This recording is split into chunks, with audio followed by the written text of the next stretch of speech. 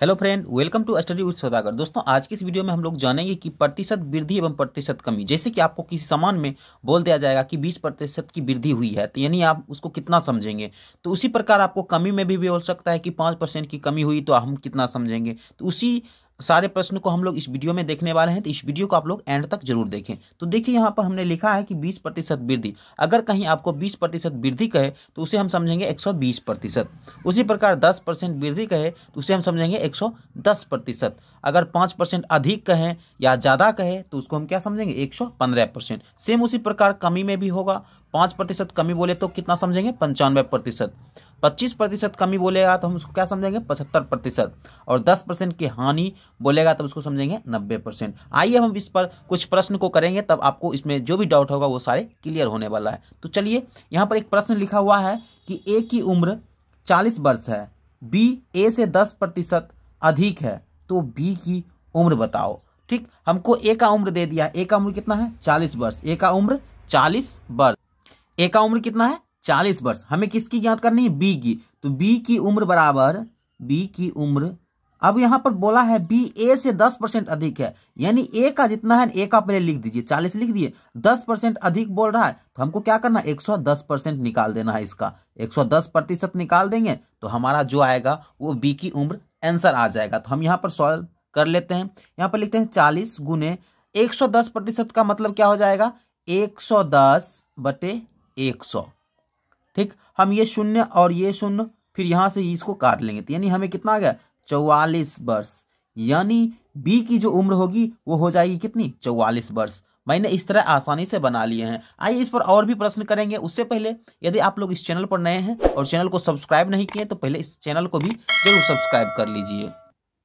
Next प्रश्न है, कहता है राम की आयु 60 वर्ष है। राम की आयु कितनी है, 60 वर्ष। मोहन उससे 40% कम है, तो मोहन की आयु क्या है। तो देखिए, यहां पर पहले हम लिख देते हैं राम की आयु। राम की आयु बराबर कितना है आयु, तो 60 वर्ष है, 60 ईयर्स। ठीक, अब हमको क्या कह रहा है कि मोहन उससे 40% कम है, यानी मोहन का जो आयु होगा वो राम से 40% कम होगा। तो मोहन की आयु बराबर क्या हो जाएगा, राम का पहले लिख लेंगे 60 गुने 40% कम है, यानी 40% कम का मतलब क्या समझेंगे, 60%। अभी तुरंत समझाएं, यानी उसमें 100 में से क्या कर लेंगे, घटा लेंगे, तो कितना हो जाता है, 60। यानी इसका 60% जो आएगा वो हो जाएगा मोहन की आयु। तो हम लोग क्या करेंगे, 60 का 60% निकालेंगे, 60 का 60%। ठीक, कैसे प्रतिशत हटता है, नीचे 100 होता है, इसके लिए भी मैं एक वीडियो बनाया हुआ हूं। अगर आपको इसमें कठिनाई हो रही है तो आप उस वीडियो को भी देख सकते हैं। तो यहाँ पर क्या करते हैं, डबल जीरो से यहाँ इस दोनों को काट देंगे, यहाँ हो जाएगा 36, यानी मोहन की आयु कितना हो जाएगा, 36 वर्ष हो जाएगा। इस तरह आपने दूसरे प्रश्न को भी देखा। आइए अब एक ही प्रश्न में अगर कमी और वृद्धि दोनों दिया रहेगा तब उसको हम कैसे सॉल्व करेंगे, उसे भी हम लोग देख लेते हैं।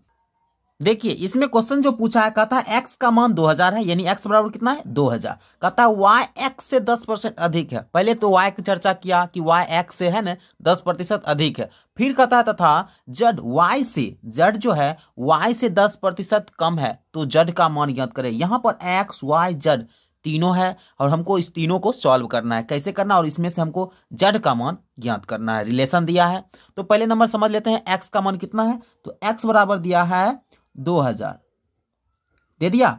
फिर कहता है y जो है ना x से 10% अधिक है, यहां इस लाइन को पढ़िए, x से कितना है, 10% अधिक, यानी y का जो मान हो जाएगा x के मान के, x का मान कितना है, 2000 से 10% अधिक। 10% अधिक का मतलब 110%, यानी y का भी मान निकल गया।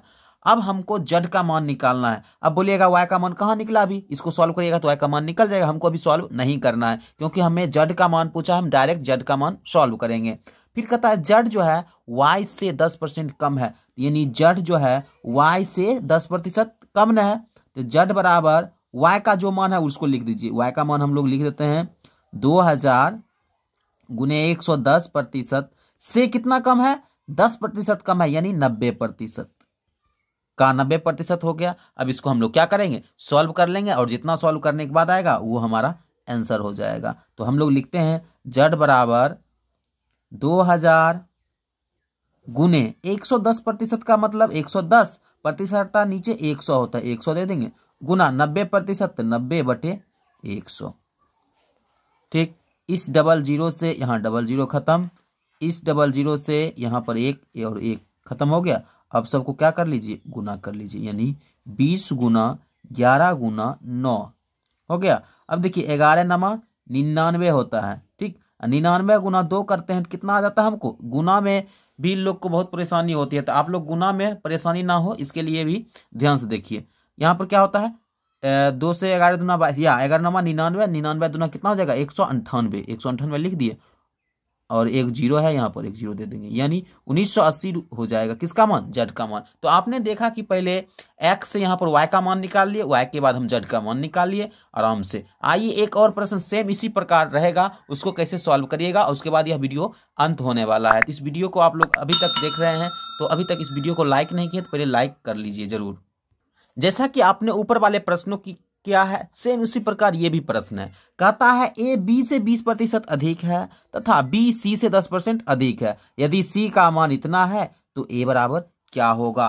तो हमको देखिए यहाँ पर क्या क्या थोड़ा सा क्वेश्चन को थोड़ा घुमाया है, तो हम लोग आसानी से पहले बी और सी के संबंध में जो बोल रहा है उससे निकाल लेंगे। कहता है बी सी से 10% अधिक है और सी का मान हमें दे दिया है 5000, ठीक। तो हमको क्या बोल रहा है, बी का मान जो होगा बी बराबर वो सी के मान से 10% अधिक होगा। तो सी का मान कितना है 5000 और 10% अधिक का मतलब 110%, यानी हमको क्या निकल गया, बी का मान निकल गया। और हमको मान निकालना है किसका, ए का। तो हम लोग इसको यहाँ से सॉल्व नहीं करेंगे, ज़्यादा टाइम वेस्ट नहीं करेंगे। हम लोग क्या लिखेंगे, ए का, यानी ए बराबर, तो यहाँ बोलता है ए बी से 20% अधिक है, 20% क्या है, अधिक है ए का मान। तो ये तो बी का मान है, इससे अधिक न है, तो हम लोग क्या करेंगे 5000 गुने 110% गुने इससे भी अधिक है तो यानी 120%। 20% अधिक का मतलब 120%। जब आप लोग यहाँ तक आ गए हैं तो इसको आसानी से सॉल्व कर लीजिएगा। कैसे, तो ए बराबर आप लोग क्या लिख सकते हैं, ए बराबर हम लोग लिख सकते हैं 5000 गुने 110% है तो 110% घटेगा तो नीचे क्या होगा 100 गुने 120/100।